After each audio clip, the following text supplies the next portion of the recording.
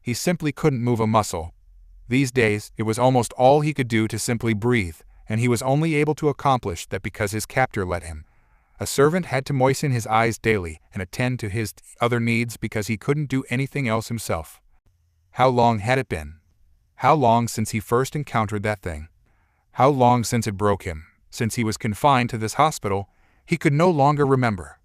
It was Nathaniel's fault. All his fault. He'd taken them from their family home and brought him here, the middle of nowhere. His brother wasn't human at all. He was a demon. A monster made manifest, a creature that caused the very cult to quiver. He had to tell them, had to warn them. But he couldn't, and that was a torment all its own. He had sought to use his younger sibling as he used all others around him, all for the sake of his ambition, the better become a knight of the rounds. One could use a boy, not a beast. To think otherwise was folly, but by the time he realized the danger it was already too late. His brother betrayed him, bewitched him, broke him. His mind was still his own, if only just, but he scarcely had control of his own faculties anymore. Nathaniel made sure of that. He drugged him daily, had been for years now, and there was nothing he could do to stop him. In his darker moments, Zenon wondered if he deserved this. After all, had he not planned to do the very same unto his brother? Was not turnabout fair play? Now all he could do was stare at the gray ceiling of this room as he felt his mind slowly slip away, day by bitter day. "Oh?" a smooth voice crooned at him. "It seems you've recovered some small semblance of your wits. That's good, I suppose. Speak of the devil, and he shall appear." Nathaniel leaned into his field of vision, looking older than he remembered. He looked 12 now, possibly 13. Oh gods, how long has he been confined to this bed? How long? No, he knew that smell. A sweet-smelling vial was forced to his lips, and his head tipped back. Zenon tried to choke. His brother forced him to swallow. Within moments, he lost the war for his body. This really is an effective tonic. His sibling hummed, patting his cheek. "Don't worry, you're the only one I'll ever use this on. Scout's honor." As if he had any such thing. But then again, neither did he, didn't he? Was it possible to be proud of someone and hate them so much? It would be a shame if you relapsed again, don't you think? A calculating gleam flashed through his brother's icy eyes. "Not that your body has much in the way of strength at the moment." Those baleful bright orbs gazed down at his shriveled body without remorse. "I doubt you can even swing a sword anymore." He sat at his bedside, still wearing that smile of his.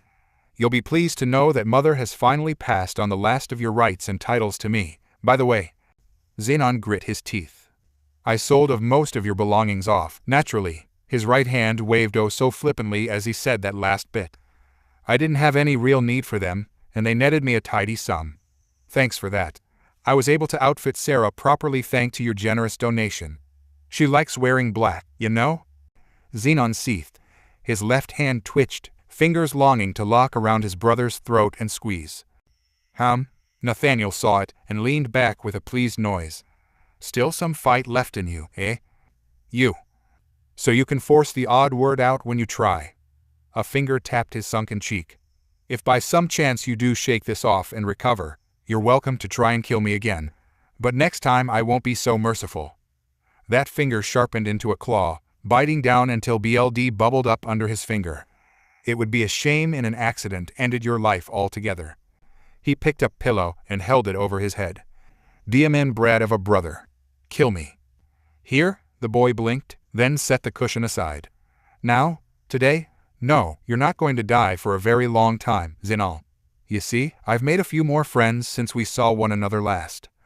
Nathaniel always did this. Always he told them of his misadventures whenever he visited. Because you see, he knew. This was his torture, his torment. Where to start?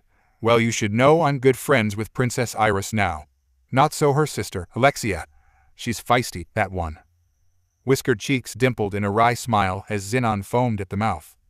"I don't think she likes me taking up any of her dear sister's time. Still, she's fun to train, you know? Always keeps me on my toes." Oh, he brought his hands together in a delighted clap. "I made other friends as well. Once I'm done here, I plan to scout out a few of the Ryanthrope clans. Sarah could use a friend, you know."